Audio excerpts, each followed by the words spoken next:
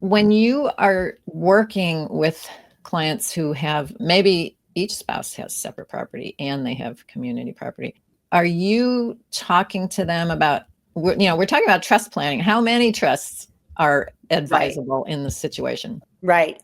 That's really interesting. And I think it's very specific to the clients, the assets, the duration of the marriage, if it's a second marriage environment.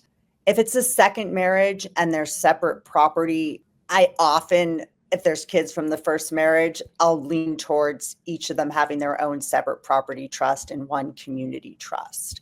Yeah, I agree with you. I think it varies greatly depending on the client's situation. But sometimes there will be 3 trusts for a married couple. Their husband has a separate property trust, wife has a separate property trust, and then a community trust. And I don't mean to be, heteronormative. That's just shorthand for one spouse, the other spouse. Same would be true for a same-sex couple. But it can be done in one trust. And I think that probably you do that sometimes too.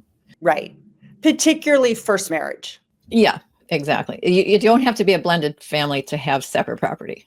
Right. You could just come into your first marriage with separate property. And there are no stepchildren.